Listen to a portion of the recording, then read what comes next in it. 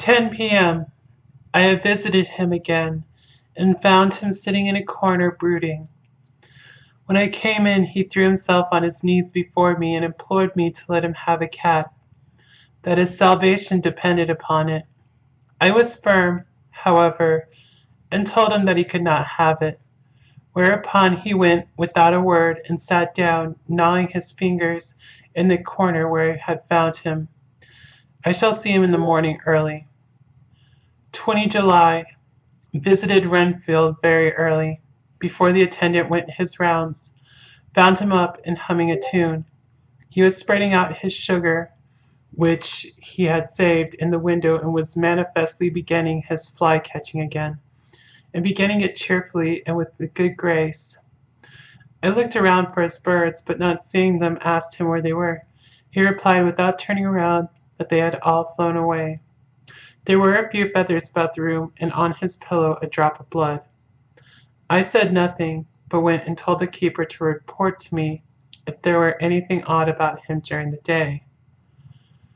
The attendant, 11 a.m., the attendant has just been to me to say that Renfield has been very sick and has disgorged a whole lot of feathers.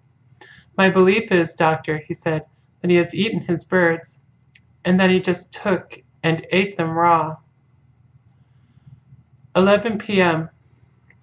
I gave Renfield a strong opiate tonight, enough to make even him sleep, and took away his pocketbook to look at it. The thought that has been buzzing about my brain lately is complete, and the theory proved.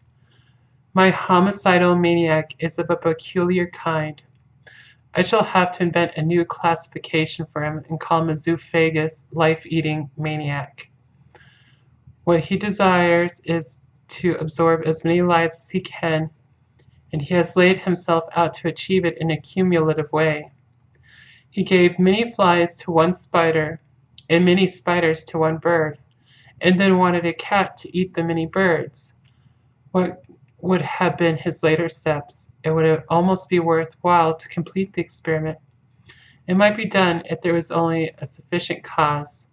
Men sneered at vivisection, and yet look at its results today.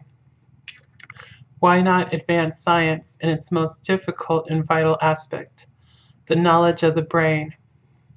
Had I even the secret of one such mind, did I hold the key to the fancy of even one lunatic, I might advance my own branch of science to a pitch compared with which Bird and Sanderson's physiology or Ferrier's brain knowledge would be as nothing. If only there was a sufficient cause. I must not think too much of this, or I may be tempted. A good cause might turn the scale with me, for may not I, too, be of an exceptional brain, congenitally? How well the man reasoned! Lunatics always do within their own scope. I wonder at how many lives he values a man, or if at only one. He has closed the account most accurately, and today begun a new record. How many of us begin a new record with each day of our lives? To me, it seems only yesterday that my whole life ended with my new hope, and that truly I began a new record. So it will be until the great recorder sums me up and closes my ledger account with a balance to profit or loss.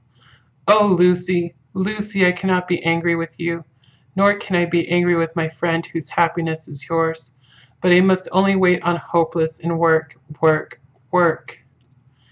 If I only could have as strong a cause as my poor mad friend there, a good unselfish cause to make me work, that would be indeed happiness.